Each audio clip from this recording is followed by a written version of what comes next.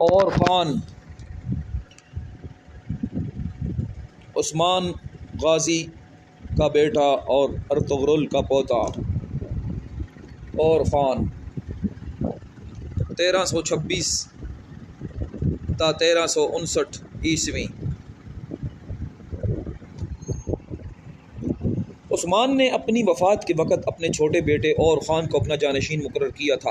اور خان کی عمر اس وقت 42 سال کی تھی اور وہ فن سپاہ گرے میں عثمان کے زیر نگرانی مہارت اور کمال حاصل کر چکا تھا۔ اس کے بڑے لڑکے علاؤ الدین نے اپنا وقت علوم دینیا کی تحصیل میں صرف کیا تھا۔ فن و حرب سے اس کو مناسبت نہ تھی، تاہم عثمان کی وفات کے بعد اور خان نے سلطنت کا باہم تقسیم کر لینے پر آمادگی ظاہر کی، لیکن علاؤ الدین نے باپ کی وصیت نیز اپنی سکون پسند طبیعت کی بنا پر اس کو نامنظور کیا اور خان کے اصرار پر صرف انتظام مملکت کی ذمہ داری قبول کی، یعنی تخت سلطنت سے کنارہ کش ہونے کے باوجود بار سلطنت کا اٹھانا قبول کیا اور دولت عثمانیہ کے پہلے وزیر کی حیثیت سے آئین ملک کی ترتیب و تنظیم میں مشغول ہوا۔ اصلاحات۔ علاؤ الدین نے 3 چیزوں پر خاص طور سے توجہ کی: سکہ، لباس اور فوج۔ اگرچہ سلطان علاؤ الدین سلجوقی نے عثمان کو خطبہ کے علاوہ اپنے نام کا سکہ جاری کرنے کی بھی اجازت دی تھی، تاہم عثمان نے صرف خطبہ ہی پر قناعت کی تھی اور اپنا سکہ جاری نہیں کیا تھا، اور خان کی تخت نشینی کے وقت تمام ایشیائی کوچک میں صرف سلجوقی سکے رائج تھے۔ اب علاؤ الدین نے بادشاہت کے اس امتیاز کو بھی اختیار کیا اور اسلامی مملکت میں اور خان کے نام کے سکے جاری کیے۔ اب تک لوگوں کے لباس میں بھی کوئی خاص فرق اور امتیاز نہ تھا۔ علاؤ الدین نے رعایا کے مختلف طبقوں کے لیے مختلف قسم کے لباس تجویز کر کے ان کے متعلق قوانین نافذ کیے۔ شہری اور دیہاتی، مسلم اور غیر مسلم، ہر طبقہ کا لباس الگ الگ مقرر کیا۔ فوج۔ لیکن علاؤ الدین کا سب سے بڑا کارنامہ وہ فوجی اصلاحات ہیں جن سے دولت عثمانیہ کی طاقت دفتن بڑھ گئی، جو 300 برس تک اس کی حیرت انگیز فتوحات کی ضامن رہیں۔ ارطغرل اور عثمان کے زمانہ میں کوئی باقاعدہ فوج نہ تھی، بلکہ یہ دستور تھا کہ جب کوئی جنگ پیش آنے والی ہوتی تو پہلے سے اعلان کر دیا جاتا کہ جو شخص لڑائی میں شریک ہونا چاہے وہ فلاں روز فلاں مقام پر حاضر ہو جائے۔ چنانچہ یہ رضاکار سوار مقررہ وقت اور مقررہ مقام پر جمع ہو جاتے تھے اور لڑائی ختم ہونے کے بعد واپس چلے جاتے تھے۔ انہیں کوئی تنخواہ نہیں ملتی تھی، بلکہ جو مال غنیمت ہاتھ آتا تھا وہی ان کی خدمت کا معاوضہ ہوتا تھا۔ ان کی کوئی مخصوص وردی بھی نہیں تھی، بائیں ہمہ یہ سپاہی اعلیٰ درجے کے شاہ سوار ہوتے تھے اور مضبوطی کے ساتھ صف قائم کر کے ایک دیوار کی طرح میدان جنگ میں آگے بڑھتے تھے۔ عثمان کے عہد تک تو اس طریقہ سے کام چلتا رہا، لیکن اس کے بعد سلطنت کی توسیع اور استحکام کے لیے یہ نظام ناکافی ثابت ہوا اور یہ ایک باقاعدہ اور مستقل فوج کی ضرورت محسوس ہونے لگی۔ چنانچہ علاؤ الدین نے تنخواہ دار پیادوں کی ایک فوج مرتب کی جن کا نام پیادے تھا۔ یہ 10 100 اور 1000 کے دستوں میں تقسیم تھی۔ اس کی تنخواہیں اونچی تھیں، لیکن اس کے قیام کو زیادہ روز نہ ہوئے تھے کہ اس میں اپنی قوت کا بے جا احساس پیدا ہو گیا اور اس کی سرکشی خود اور خان کے لیے تشویش کا باعث ہونے لگی۔ چنانچہ اور خان نے اس عمر میں علاؤ الدین اور قرا خلیل سے، جو خاندان شاہی سے ازدواجی تعلق رکھتا تھا اور علاؤ الدین کے بعد وزیر سلطنت ہو کر خیر الدین پاشا کے نام سے مشہور ہوا، مشورہ کیا۔ قرا خلیل نے جو تجویز پیش کی اس نے نہ صرف پیادوں کی طرف سے مطمئن کر دیا بلکہ آئندہ 3 صدیوں کے لیے عثمانی فتوحات کی راہ میں ایک سیلاب کی قوت و سرعت بھی پیدا کر دی۔ یعنی چری وہ تجویز یہ تھی کہ عیسائی اسیران جنگ میں سے 10-12 سال کے قوی اور ہونہار لڑکوں کی ایک تعداد منتخب کر کے اسلام میں داخل کی جائے، پھر باقاعدہ فوجی تعلیم دے کر ان کی ایک مستقل فوج قائم کی جائے۔ اور خان کو یہ رائے پسند آئی۔ اس نے 1000 عیسائی لڑکوں کو منتخب کر کے انہیں فوجی تعلیم و تربیت دینی شروع کی۔ دوسرے سال 1000 لڑکے اور چنے گئے اور یہ سلسلہ 300 برس تک جاری رہا۔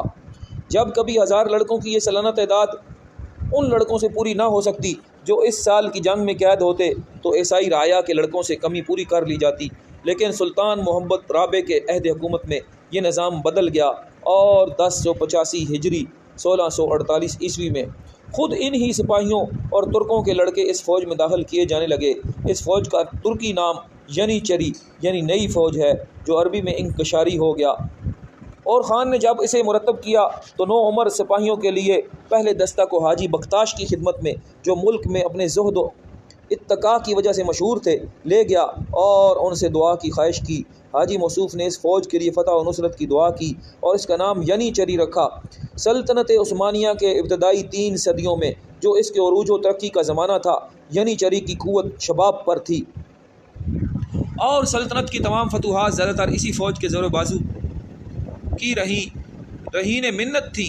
جو لڑکے اس فوج کے لیے منتخب کیے جاتے تھے، پہلے انہیں ایسے ماحول میں رکھا جاتا تھا کہ وہ خود بخود اسلام کی طرف مائل ہوتے جائیں۔ اسلام قبول کرنے کے بعد انہیں سلطان کی خاص نگرانی میں فن حرب کی اعلیٰ تعلیم دی جاتی تھی۔ ان کی فوجی تربیت میں حد درجہ سختی برتی جاتی تھی، جس کا نتیجہ یہ تھا وہ ہر قسم کے شدائد کو آسانی سے برداشت کر لیتے تھے۔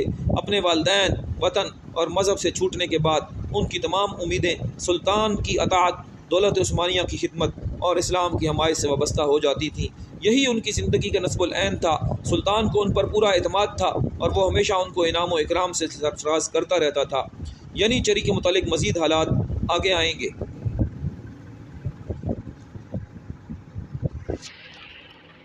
جاگیردار اور بے ضابطہ پیادے۔